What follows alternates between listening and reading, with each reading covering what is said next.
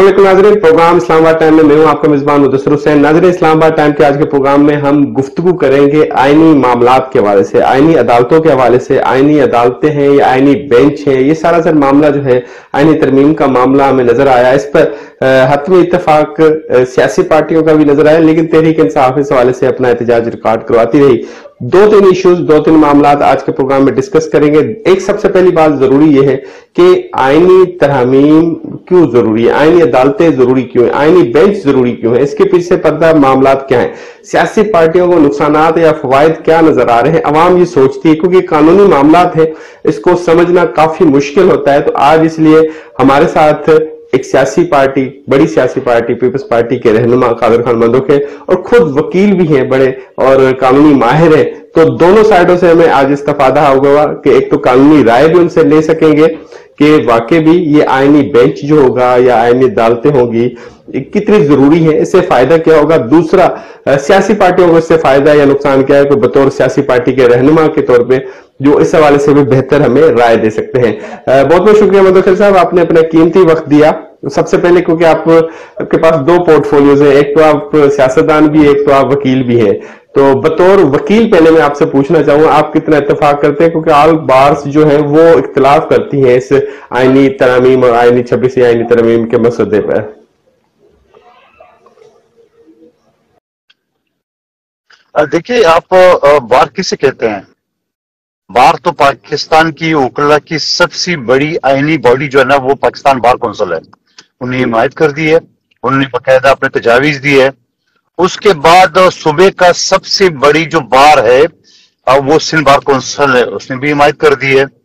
उसके बाद रह जाता है बार एसोसिएशन, यानी बार कौंसिल और बार एसोसिएशन में फर्क ये है कि बार कौंसिल जो है एक आईनी अदारा होता है वकला का, यानी हमारी जो रजिस्ट्रेशन है वो पहले सिंध पाकिस्तान बार कौंसिल से होती है एज ए सुप्रीम कोर्ट का वकील और एज ए हाई कोर्ट का सिंध बार कौंसिल या लोअर कोर्ट का। तो वो बुनियादी जो आप ये कहेंगे कि एक आईनी बॉडी जो है ना वो बार कौंसिल है, वो दोनों ने हिमायत की है।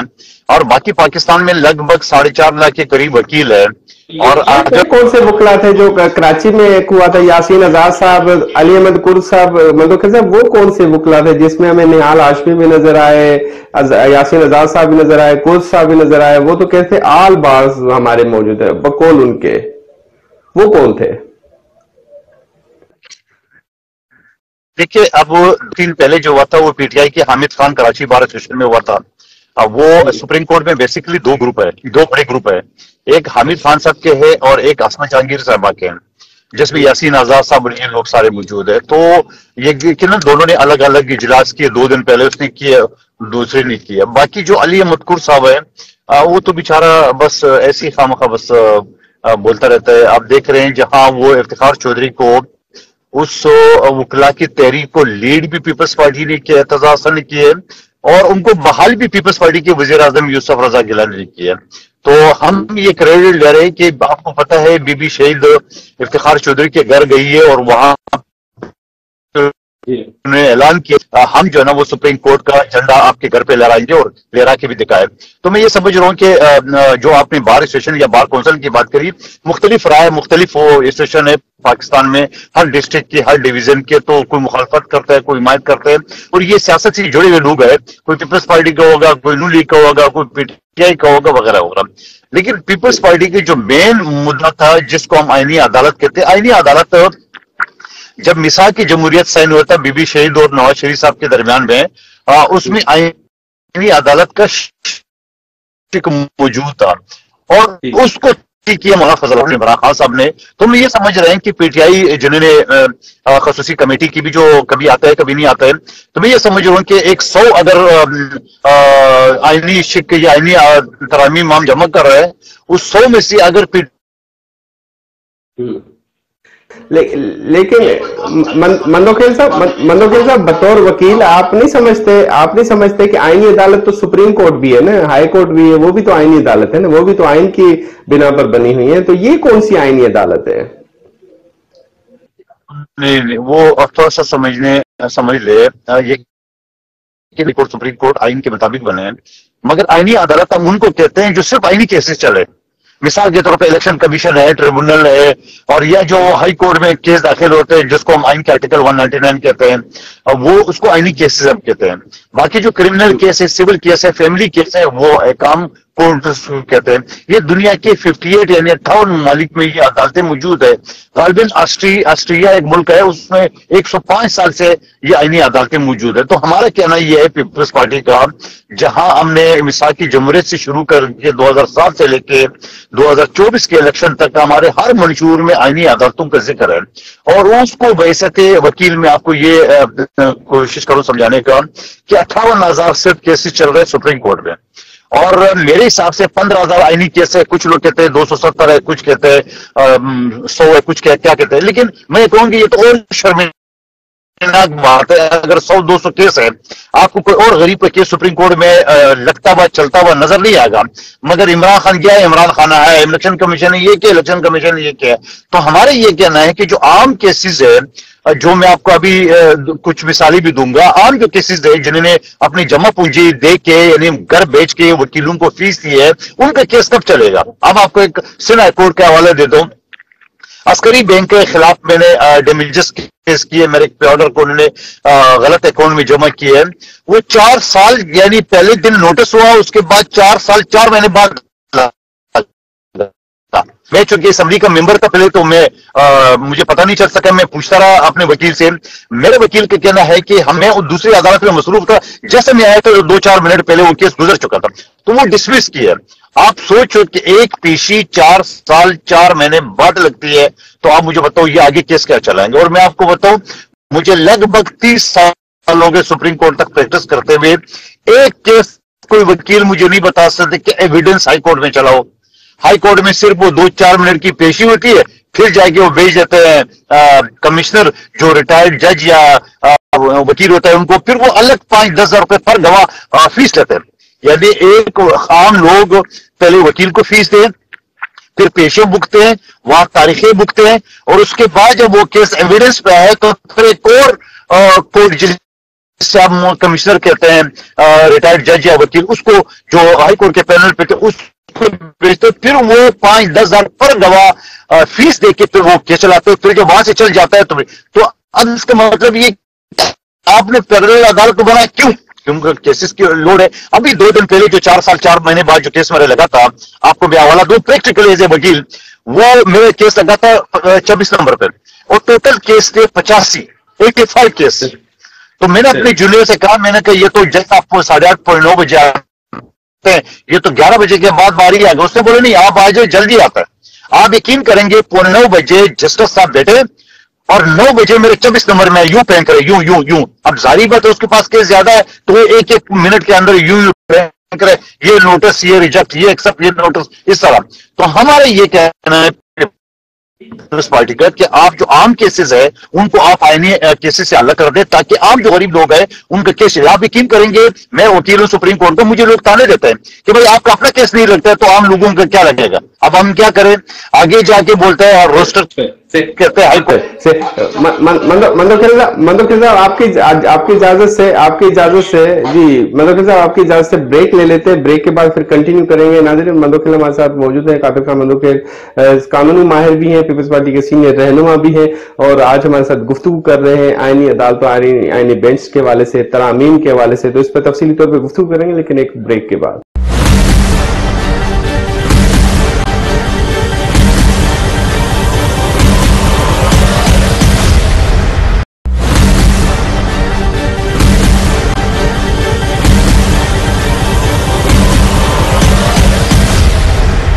ویلکم بیک ناظرین, قادر خان مندوکر ہمارے ساتھ موجود ہیں, پیپلز پارٹی کے سینئر رہنما اور قانونی ماہر ہیں. آج ہمارے ساتھ گفتگو کر رہے ہیں 26 آئینی ترمیم کے حوالے سے, اور اس پر بڑا ادھر شور و گل لگا ہوا ہے اسلام آباد میں. دیکھا جائے تو سیاسی پارٹیوں کا اختلاف, اتحاد اور بڑے بڑے معاملات نظر آ رہے ہیں. مندوکر صاحب, بریک پہ جانے سے پہلے آپ بات کر رہے تھے کہ آئینی بینچ کیوں ضروری ہے, اور آپ نے ایک مثال بڑی اچھی دی کہ آئینی معاملات الگ ڈسکس ہوں گے. تو تھوڑی سی وضاحت ہمارے ناظرین کے لیے کہ جو آئینی معاملات الگ ڈسکس ہوں گے تو وہ جو ہمیں تو اختلاف اسی چیز پہ ہے نا, سیاسی پارٹیوں کو یا آپ کو یا عوام کو ریلیف دینا ہے. بھی 18 یا 13 ججز ہیں, وہ دوسرے آئینی معاملات میں انوالو ہو جاتے ہیں, تو وہ کیس روٹین والے رک جاتے ہیں. تو کیا اس کا مطلب ہے کہ وہ جو سپریم کورٹ کے 13 یا 17 جج ہیں وہ الگ ہوں گے اور آئینی بینچ کے عدالتوں کے جج ہی الگ ہوں گے؟ دیکھیے میں آپ کو ایک اور 2 مثالیں آپ کے ناظرین کے لیے تاکہ وہ سمجھ جائیں.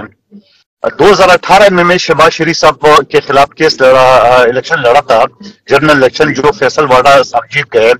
وہ شہباز شریف صاحب کا وہ الیکشن پٹیشن آج بھی سپریم کورٹ میں چل رہا ہے. اس کے بعد 2021 میں جیتا تھا، مفتاح اسماعیل صاحب ہار گئے، ان کا پٹیشن آج بھی ہائی کورٹ میں چل رہا ہے. اور پھر اس کے بعد جو میں نے آپ کا حوالہ دیا ہے کہ جج صاحب کا، اور اس کے حوالہ میں ایک اور آپ کا حوالہ دے دوں کہ میں نے جب اس بات کی تھی جج صاحب سے کہ ایک جو ہمارا الیکشن پٹیشن چل رہا ہے اس وقت مصطفیٰ کمال صاحب کے خلاف، تو میں نے کہا جناب پچھلی اسمبلی میں موجود تھا، اسی قانون کو ہم نے 6 مہینے کے اندر پاس کیا، کیونکہ قاسم سوری جو ڈپٹی اسپیکر تھے ان کے اس وقت 2018 کے الیکشن میں 65,000 ووٹ جعلی تھی. آپ یقین کریں گے اسمبلی کا ٹینور پورا ہو گیا اور وہ ڈپٹی اسپیکر شپ ختم ہو گئی، وہ کیس ابھی تک چلتا رہا. اسی وجہ سے ہم نے قانون پاس کیا کہ 6 مہینے کے اندر. تو مجھے جسٹس صاحب نے معاملات بھی دیکھے گا یہ جی اب میں نے جسٹس صاحب سے سوال کیا، جی وہ بھی آئینی کیسز ہے نا. اچھا اس کے بعد میں نے جب ہائی کورٹ کا جج ہے جو ٹریبونل کا انچارج ٹریبونل کا جج ہے، میں نے ان سے سوال کیا، میں نے کہا جناب یہ بتایا مجھے کہ یہ پچھلے اسمبلی میں پارلیمنٹری افیئرز کمیٹی کا حصہ تھا اور ہم نے قانون پاس کیا کہ 6 مہینے میں آپ نے اس کیس کو ڈسپوزل کرنا ہے. ابھی تو 8-9 مہینے گزر گئے، ابھی تو شروع نہیں ہوا، تو یہ ختم کب ہوگا؟ تو اس نے بڑا خوبصورت جواب دی میرے ان کے حساب سے. اس نے بولا جناب پھر آپ میرے چیف جسٹس صاحب سے یہ کہے کہ مجھے اور کیسز نہیں دے، صرف یہ الیکشن کیسز دے تو میں جلدی چلا لوں گا. تو اس کو درست ہے، یہی ہمارا مدعا ہے.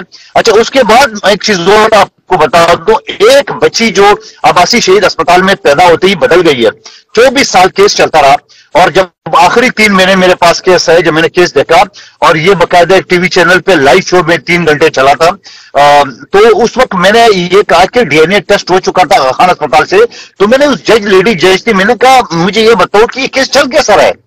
یعنی جب ڈی این اے ٹیسٹ ہو چکا کہ یہ والدین جعلی ہے یہ والا اصلی ہے تو آپ کیوں چلا رہے ہیں؟ تو خیر جب فائنل ہوگا تو جج صاحب نے مجھے کہا کہ ہم آپ کو بچی حوالے نہیں کر سکتے کیونکہ بچی کی عمر 18 سال سے زیادہ ہو گئی ہے، 24 سال ہو چکی ہے. ہم کسٹڈی باقی فیصلہ حق میں دیتے ہیں کہ بچی آپ کے کلائنٹ کی بچی ہے.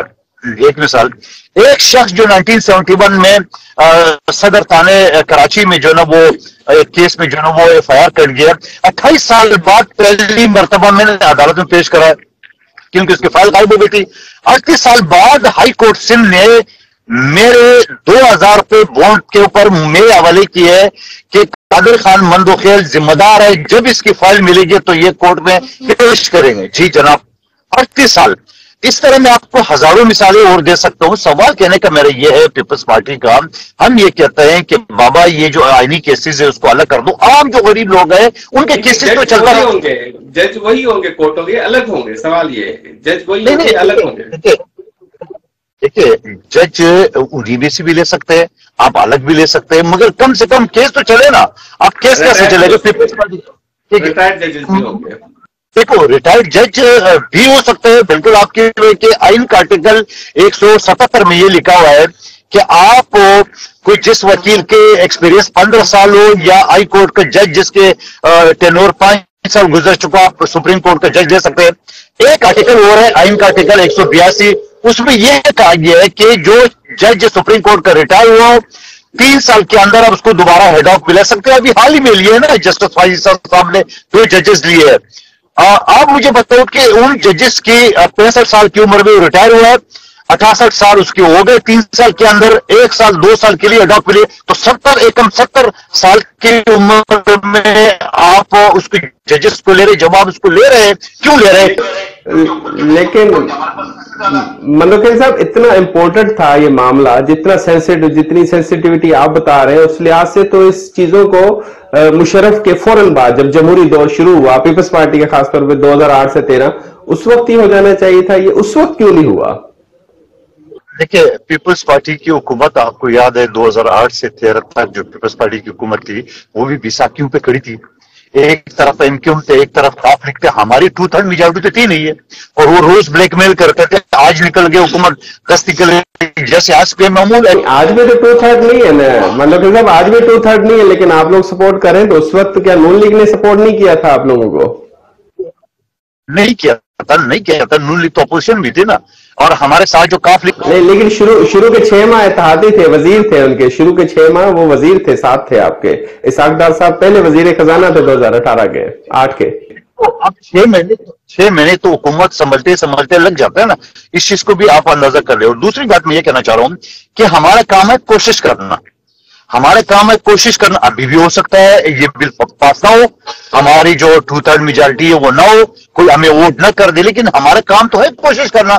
पीपल्स पार्टी बिलावल भुट्टो साहब ने ये बेड़ा उठाया, देखिए ये जितने भी आप सियासी लोग आप देख रहे हैं सब नाकाम हो गए, और ये जब ताकि बेड़ा उठाया बिलावल भुट्टो जरदारी साहब ने, और उससे कम से कम यहां तक तो एक रिजल्ट तो आ गया ना कि कम से कम आईनी कमेटी से, और उसके बाद ये प्रोसेस चल गया। तो मैं ये समझ रहा हूं कि हमारा काम है कोशिश करना, बाकी पास होना या नहीं होना या जन्म होना ये तो आपको पता। तो ये कोशिश 2008 में की गई थी आपके ख्याल में? ये कोशिश उस वक्त की गई थी आईनी अदालतों की, आईनी तरमीम बेंच की?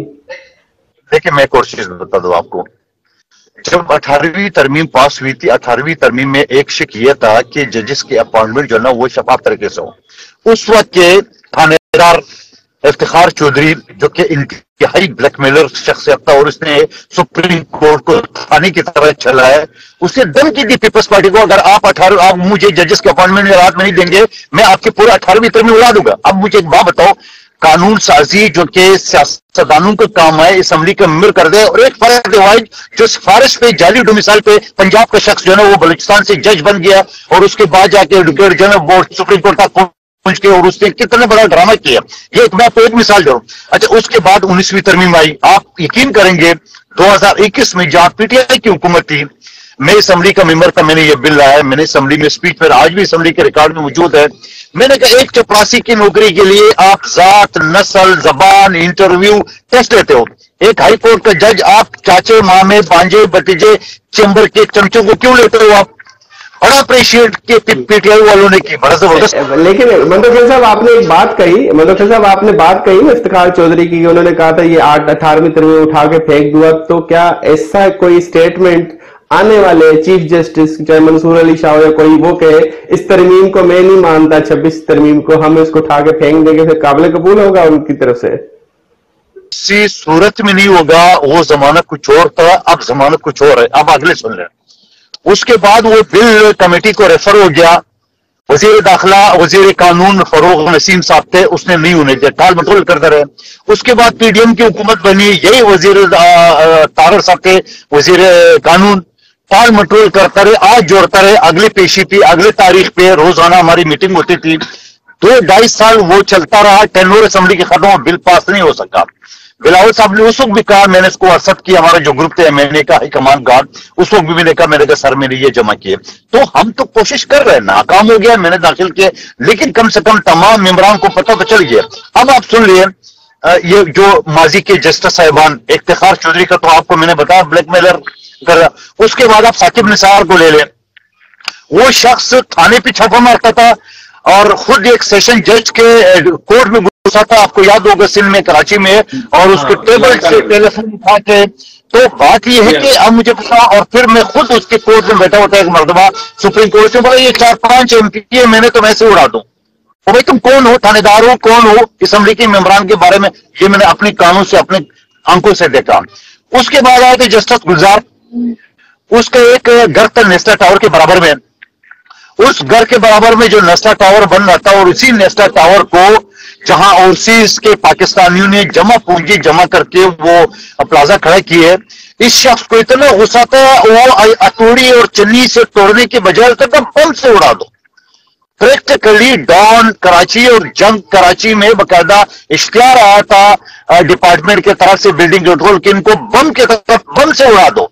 फिर किसी अकलमंद ने मशवरा दिया बम से उड़ाएंगे, बराबर में 10 गाँव और भी गिरेंगे। तो वो फिर मामला ड्रॉप हो गया और वो मुसमार कर दिया। और फिर वो शख्स कहता था मैं 55 में यहां से गुजरा था, PSHS से, यहाँ सारे बंगले थे, अभी बिजली क्यों नहीं? वो भाई अकलमंद आदमी, میٹروپولیٹن سٹی بن گیا یا ہائی رائز بلڈنگ بن گئی, یہ روڈ کمرشل ہو گیا, تو کہنے کا مطلب ہے کہ ایسی ان کی خواہش بچوں والی اور اپنی انا کا مسئلہ بنا کے ثاقب نثار نے یا اس کے ثاقب نثار نے آخری دن جس کا اپنا اپارٹمنٹ تھا کانسٹیٹیوشن ایونیو اسلام آباد کے آخر میں جو پلازا ہے, وہ آخری دن اس کو ریگولرائز کیا. اس کے بعد مشیر عالم آخری دن میں ملازمین کے سر قلم کر دیے اس نے. تو یہ ایک ہزار میں آپ کو مثال جیسے میں جس کمیٹی کو ہیڈ کر رہا تھا, جیسا خورشید شاہ صاحب بھی کر رہے, 4 لاکھ ملازمین کو میں نے ریگولرائز کیے جو 40 سال سے کچے تھے, ڈیلی ویجز پر تھے. جو کہ آئین کا آرٹیکل 9 یہ کہتا ہے کوئی کورٹ کوئی چیف جسٹس جو نا اسمبلی کی کارروائی میں پروسیڈنگ میں مداخلت نہیں کرتے. اسلام آباد ہائی کورٹ کے ایک سنگل جج نے پورا اڑا دیا. تو سوال یہ ہم سر پکڑ کے بیٹھے ہوئے ہیں کہ جناب یہ عدالت تو پیرلل حکومت ہے, یہ عدالت تو پیرلل مارشلہ ہے, بھئی یہ کب تک ہوتا رہے گا؟ اسی وجہ سے ہم یہ کہتے ہیں کہ جو جج سفارش میں بھرتی ہوں گے ان کا حال یہی ہوگا. جو میرٹ پہ آپ بھرتی کریں گے 4-4.5 لاکھ وکیل پاکستان میں, کوئی غریب کا بچہ بھی یہ سوچ سکتا ہے کہ میں جج بن جاؤں. بریک لیتے ہیں, بریک کے بعد میں کنٹینیو کرتے ہیں. ناظرین وقت ہوا بریک کا, بریک کے بعد گفتگو اس سلسلے کو جائے گا.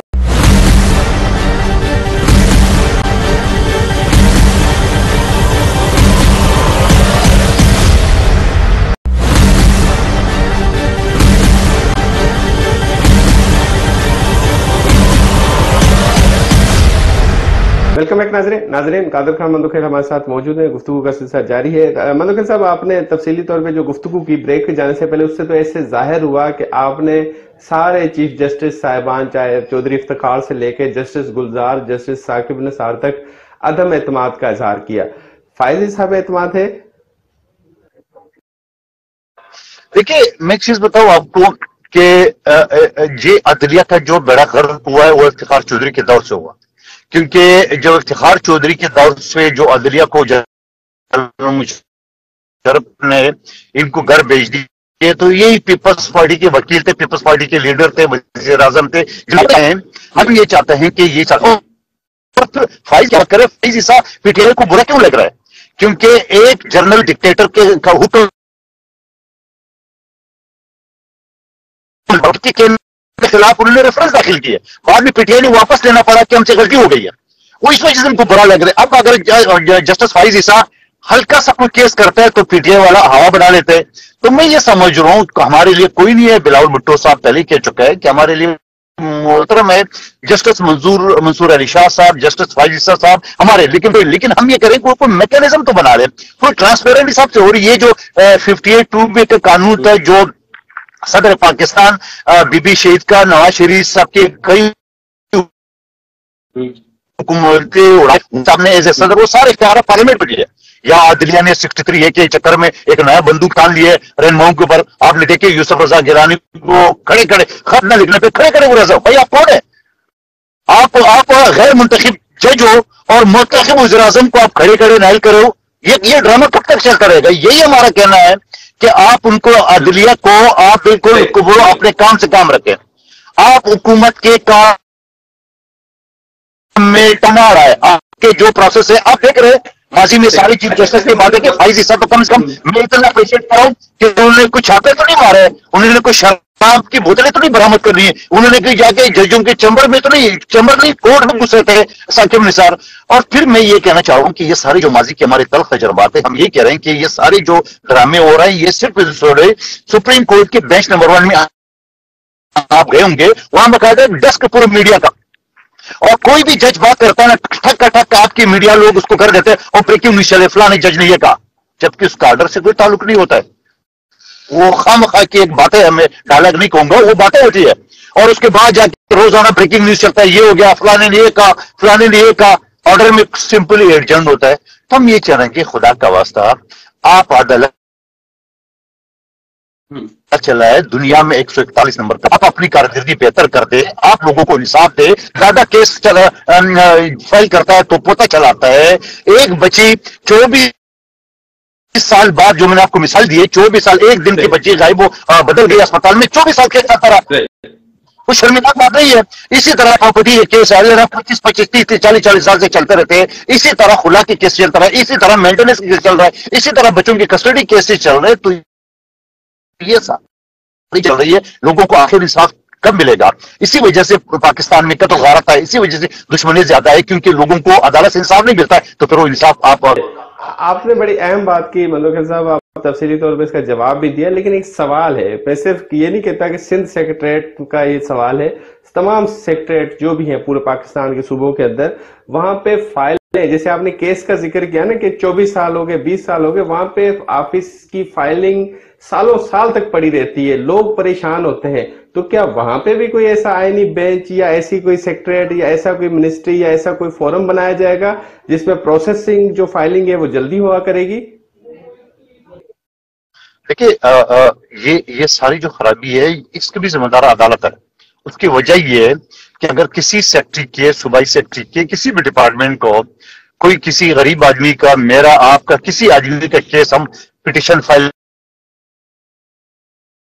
کر اور جج جو اس کو بلا کے ان کو تھوڑا سبق سکھا دے تو میرے خیال میں یہ فائل خود بخود ٹھیک ہو جائے گی. نہیں تو اس پہ قانون سازی کیوں نہیں ہوتی؟ آخر راستہ تو قانون ہے نا، آخر راستہ تو عدالت ہے نا. اب جب عدالت کا یہ حال ہے تو آپ کدھر جائیں گے؟ نہیں، لیکن اس پہ قانون سازی پارلیمنٹرین کیوں نہیں بناتے؟ سیاسی پارٹیاں اس پہ قانون سازی کیوں نہیں بناتی کہ یہ پروسیسنگ جو فائل ہے یہ 15 دن یا 20 دن سے زیادہ نہ ہو؟ سال سال کے سیمپل موجود ہوتے ہیں، سال سال فائلیں پڑی رہتی ہیں اور اس کو کوئی پوچھنے والا نہیں ہوتا. کس حوالے سے فائل کی بات کریں تو میں جواب دے دوں. اوورال جنرل ایشوز جو بھی ہیں، سیکریٹریٹ میں ہو، پنجاب کے ہوں، سندھ کے ہوں، کے پی کے، جہاں جہاں جائیں لوگ پریشان ہوتے ہیں، جی ہمارا یہ لوکل ایشو، ہمارا یہ معاملہ، ہمارا یہ ٹرانسفر، ہماری یہ بدلی، ہمارا یہ نوکری کا مسئلہ، سالوں کے سال کیس ایسے دبا کے پڑے ہوتے ہیں، پروسیس نہیں ہوتے. اچھا میں چیز یہ بتاؤں آپ کو، جیسے میں نے آپ کو الیکشن پٹیشن کا حوالہ دیا ہے، اور اسی طرح پراپرٹی ہے جو لوگوں کی مندوقر صاحب آپ کی آواز ڈسکنیکٹ ہو گئی ہے، آپ کو آواز آ رہی ہے میری؟ آ رہی ہے، آپ کی کلیئر آ رہی ہے جی، آپ کی آواز کلیئر آ رہی ہے. کنٹینیو کیجیے گا. میرا کہنا ہے منصوری صاحب کا کیس کا حوالہ کیا ہے.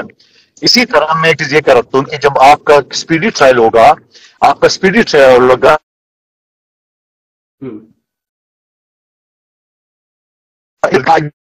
عدالت ایک کیس لے گا اور ایک ہفتے کے اندر اس کا فیصلہ کرے گا.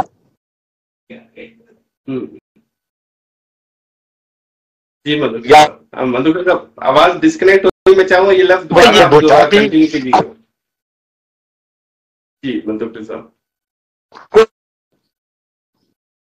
مندوقر صاحب یہیں سے کنٹینیو کیجیے گا، آپ کو پچھلے الفاظ کٹ گئے تھے شاید سگنل کی وجہ سے. جی آپ نے جو سندھ سیکریٹریٹ کا یا کسی بھی سیکریٹریٹ کی بات کی ہے، اس کی وجہ یہ ہوتی ہے کہ جیسے میں نے آپ کو ٹرمینل کا حوالہ دیا ہے، اب کسی سرکاری ملازم کا ان کا کوئی پینشن رکا ہوا ہے اور وہ نہیں مل رہے، اور وہ کوئی ہے اور کورٹ اس کو بلا کے اور ان کو سرزنش کر دے، ان کو پنش کر دے، ان کو سسپینڈ کر دے، تو اگلا جو کلرک آفیسر ہوگا نا وہ 10 مرتبہ سوچے گا. جب آپ کا وہ کیس ہی ڈیسائیڈ نہیں ہوگا تو وہ جو کلرک کا یا افسر ہے یا جو بھی سیکٹریٹ کی بات کرے اس سے والا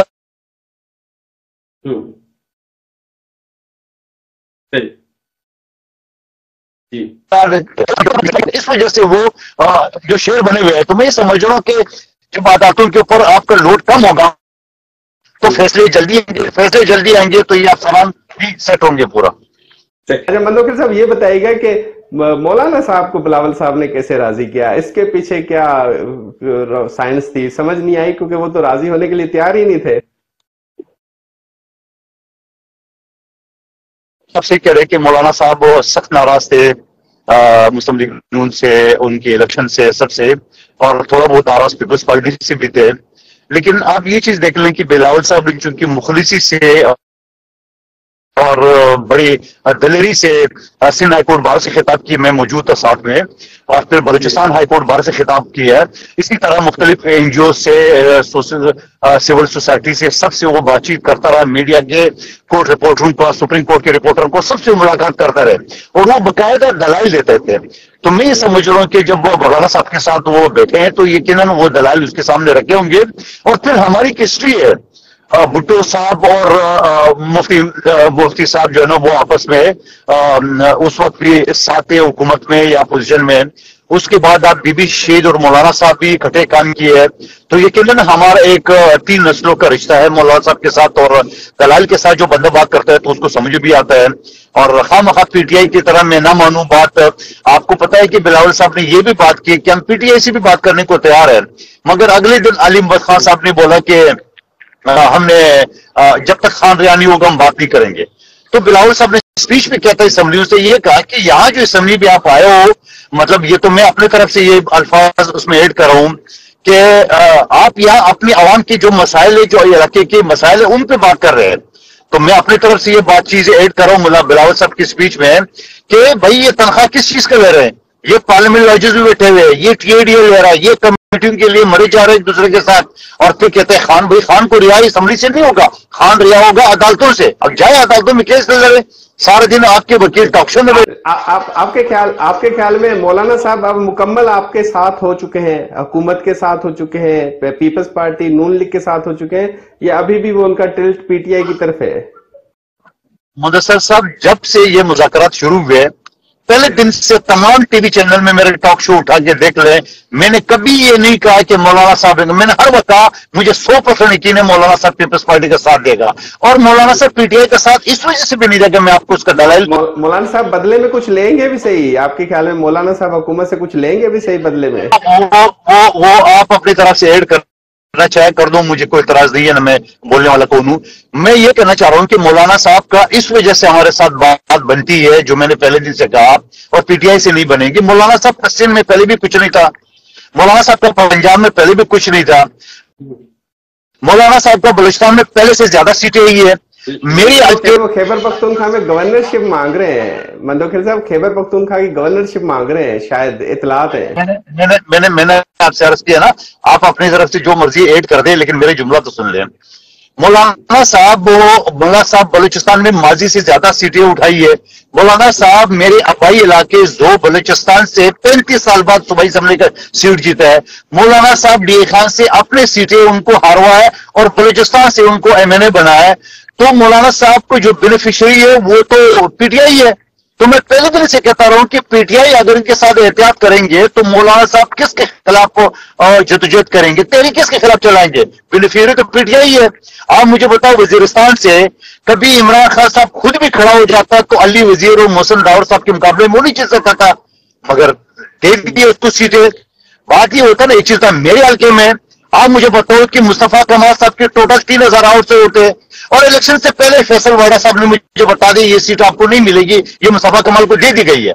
तो इसी तरह इलेक्शन कमीशन ने जो है ना वो पिक एंड चूज की है, सीटें बांटी है।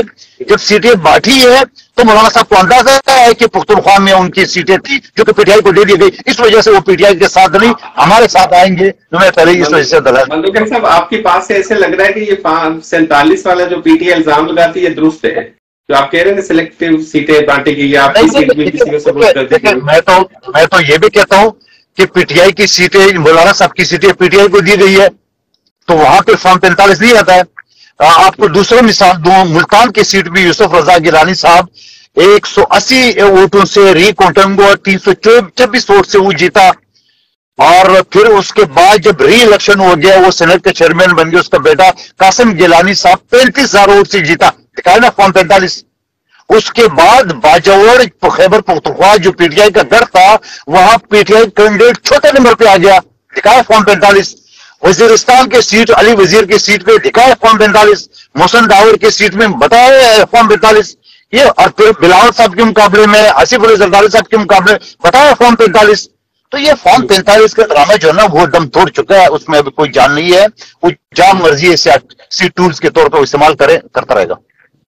बहुत बहुत शुक्रिया मंदोखिल साहब, आपने अपना कीमती वक्त दिया और इस हवाले से तफसीली तौर पे आईनी मामलात, कानूनी मामलात और सियासी मामलात तीनों पहलुओं पे तफसीली तौर पे गुफ्तगू की। नाज़रीन, हमारे साथ कादिर खान मंदोखिल थे, पीपल्स पार्टी के रहनुमा थे, कानूनी माहिर थे। उनके साथ आज के मौजू पे बड़ी तफसीली तौर पे 26 आईनी तरमीम समेत सियासी मामलात पे गुफ्तगू की। इसके साथ अपने मेजबान मुदस्सिर को दीजिएगा इजाजत। अल्लाह हाफिज।